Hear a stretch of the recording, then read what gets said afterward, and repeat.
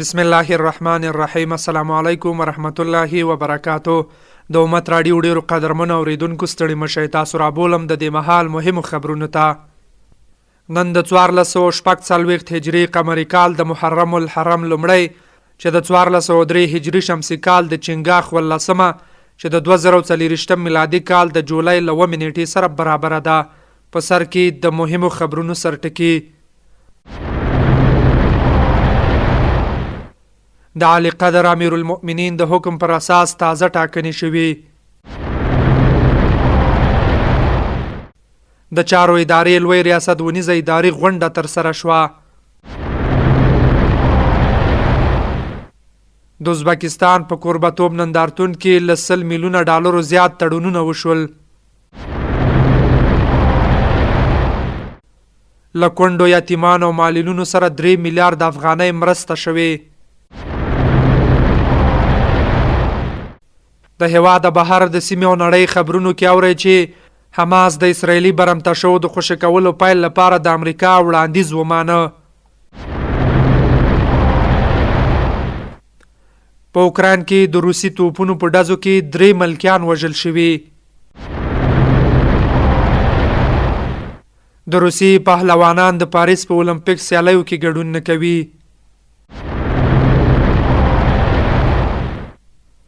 بیا هم ستړي مشئ، اوس هم بشپړ خبرونه. د علی قدر امیر المؤمنین حفظه الله د حکم پر اساس په یو شمېر امارتي وزارتونو او ریاستونو کې تازه ګمارنې وشوې. د افغانستان بانک مخکینی سرپرست ملا هدایت الله بدری د قانون او پټرولیم وزارت د سرپرست په توګه، د افغاني سرې میاشتې مخکینی مرستیال ملا نورالدین ترابي د پیښو پر وړاندې د مبارزې ملي ادارې د سرپرست په توګه، د قانون او پټرولیم وزارت مخکینی سرپرست شیخ شهاب الدین دلاور د افغاني سرې میاشتې ټولنې د سرپرست په توګه، د افغاني سرې میاشتې ټولنې مخکینی سرپرست مولوي مطیع الحق خالص د چاپیریال ساتنې ادارې د سرپرست په توګه، د افغانستان بانک مخکینی لومړی مرستیال نور احمد آغا د افغانستان بانک د سرپرست په توګه، د صنعت او سوداګرۍ وزارت د صنعت او سوداګرۍ چارو مخکینی معین مولوي قدرت الله جمال د اطلاعات او فرهنګ وزارت د ګرځندوی مالی او اداري معین په توګه، د استخباراتو عمومي ریاست د اقتصادي فساد سره د مبارزې ریاست مخکینی رئیس مولوي احمد الله زاهد د صنعت او سوداګرۍ وزارت د صنعت او سوداګرۍ چارو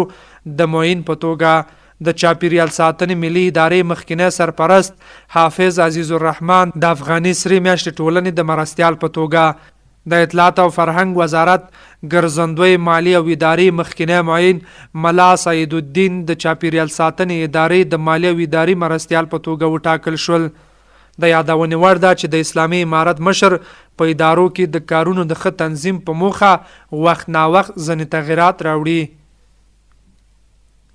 د چارو ادارې لوی ریاست ونیزه اداري غونډه ترسره شوه.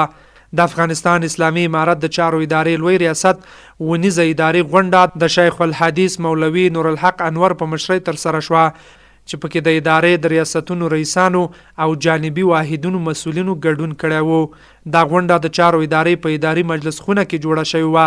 له اجنډا سره سم په یو شمېر موضوعاتو بحث او پریکړې وشوې. همداراز په ولایتي ښاروالۍ کې د ټاکنو په اړه د علی قدر امیر المؤمنین حفظه الله د حکم د ښه تطبیق او تحقق او د ښاروالۍ د عادي او پراختیايي بودیجې په اړه هم هر اړخیز بحثونه وشول او په اړه لازم تصامیم ونیول شول. د چارو ادارې لوی ریاست دی ونیزه غونډه کې د ښاروالۍ چارو د انسجام لوی ریاست لپاره اداري کارکونکو او د مالی ریاست اړوند ماڼیو او باغونو کې د بالمقطع کارکونکو د تقرر په اړه هم بحثونه او پریکړې وشوې. د صنعت او سوداګرۍ سرپرست وزیر له ازبکستان تر راستنېدو وروسته د ازبکستان په 4 ورځني نندارتون کې د هیواد د تولیداتو د 15% پلور څخه خبر ورکړ.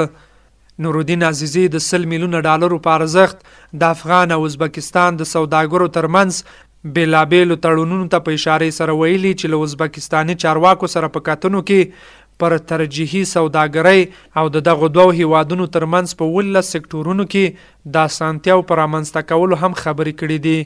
په دغه نندارتون کې 250 تنو سوداګرو او صنعتکارانو د ازبکستان په پلازمینه تاشکند کې په 4 ورځني نندارتون کې د هیواد کورني تولیدات نندارې ته وړاندې کړل. عزیزي دغه راز وایي چې له ازبکستاني چارواکو سره د افغان ترانس ریل پټلۍ د پروژې د پلي کېدو او د ترمز مزار شریف تر هرات او قندهار پورې د ریل پټلۍ غځېدو په برخه کې د همکاریو د پراختیا په اړه هوکړې ته رسیدلې دي. تاسو امت راډیو اورئ. د شهیدانو او معلولینو چارو وزارت مسؤلین وایي چې د روان مالی کال له پیل څخه تر اوسه پورې په هیواد کې له کونډو، یتیمانو او معلولینو سره 3 میلیارډ افغانۍ مرسته شوې ده. د یاد وزارت د اطلاعات او عامه اړیکو رئیس مفتی فیصل په یو ویډیو کلیپ کې ویلي دي چې د شهیدانو معلولینو چارو وزارت د 1403 مالی کال له منظور شوي بودیجې سره سم د مرکز په شمول د هیواد په ټولو ولایتونو کې د یتیمانو، کونډو او معلولینو د روان کال د لومړیو 6 میاشتو نغدي مساعدتونه او ماهانو د ورکړې پروسه پیل کړې وه چې تر دې مهاله دغه وزارت 3 میلیارډ افغانۍ یتیمانو، کونډو او معلولینو ته د میاشتنۍ نغدي مساعدتونو په توګه له یوې منظمې طرحې او کړنلارې سره سم د بانکي سیستم له لارې په نوبتوار ډول د هغوی بانکي حسابونو ته حواله کړي دي. هغه ډاډ ورکړی هغو کسانو ته چې تر اوسه نغدي مساعدتونه نه دي ترلاسه کړي، هغوی ته به هم په نږدې ورځو کې دغه مساعدتونه حواله شي. د مخابراتو او معلوماتي ټکنالوژۍ وزارت مسؤلینو په کندوز کې د 14 مخابراتي سایټونو د جوړولو عملی چارو د پیل خبر ورکړی دی.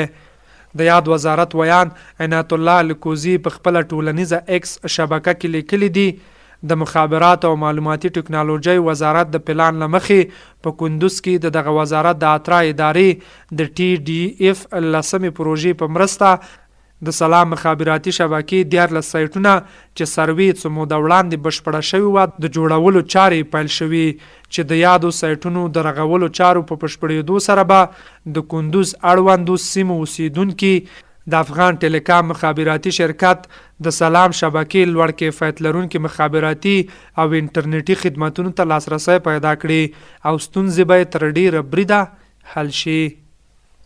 او له هېواده بهر په بهرنیو خبرونو کې به واورئ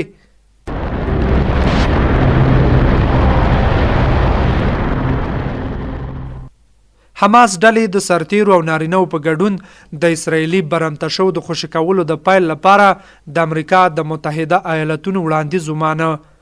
ویل شوي د غیرغمل شوي کسان به د هغې موافقې چې په غزه کې د جګړې د ختمولو لپاره ده تر لومړي پړاو 14 ورځې وروسته خوشي کیږي. د حماس یو لوړ رتبه چارواکي چې نه غوښتل نوم یې واخیستل شي له رسنیو سره په خبرو کې دا موضوع تایید کړه. حماس له خپلې هغې غوښتنې تر شا شوی چې لومړی له اسرایلو غوښتي وو د موافقې تر لاسلیک مخکې د دایمي اوربند ژمنه وکړي. یو فلسطینی چارواکی چې د سولې د ټینګښت لپاره له نړیوالو هڅو خبر وو ویلي که اسرایل ومني د یرغمل شو د خلاصون لپاره د امریکا وړاندیز ښیي د یوې موافقې چوکاټ ته زمینه برابره کړي چې په مرسته به په غزه کې د اسرایل او حماس ترمنځ 9 میاشتنۍ جګړه ختمه شي. د اوکراین چارواکي وایي د دغه هیواد پر یو جنوبي سیمه د روسي د توپونو په ډزو 3 ملکیان وژل شوي دي. چارواکو ویلي چې 2 مړي پرون سهار له یو نړېدلي کور ترلاسه شوي دي. د جنوبي سیمې خرسون والي الکساندر ویلي ماښام مهال د توپونو په ډزو بل کس د خرسون د جنوب په یو کلي کې ووژل شو. خو ځینو رسنیو خبر ورکړی چې دغه ادعاوې په بې پرې ډول نشي تاییدولی. او د بهرنیو خبرونو وروسته دا چې د روسي د پهلوانۍ فدراسیون وایي د روسي 10 تنه پهلوانان چې د پاریس په اولمپیک کې د ګډون اجازه ورکړل شوې وه په دې اولمپیک کې له ګډون څخه ډډه کوي ځکه ځینې مخکښ روسي پهلوانان د هغې ډلې عبدالرشید چې د سرو زرو 2 مډالونه لري او د 2023 میلادي کال د پهلوانۍ اتل زایور بیگ سید اکراموف د دې لوبو له فهرست څخه حذف شوي دي. د روسي د پهلوانۍ فدراسیون ویلي چې د اولمپیک لوبو ته د لوبغاړو د غوره کولو په اړه د اولمپیک د نړیوالې کمیټې اصل ورته د منلو وړ نه دی. د 2023 میلادي کال په ډسمبر میاشت کې د اولمپیک نړیوالې کمیټې د روسي او بیلاروس ورزشکارانو ته اجازه ورکړه چې د پاریس په اولمپیک کې د خپلواکو لوبغاړو په توګه له ملي بیرغ او ملي سرود پرته ګډون وکړي. دوی ته به همداراز د اجازه هم نه وي چې د لوبو د پرانیستونکو مراسمو په پاریډ کې ګډون وکړي. د امت راډیو ډیرو قدرمنو اوریدونکو دا تر دې مهاله مهم خبرونه. تر بیا د خدای په امان ښه وخت ولرئ.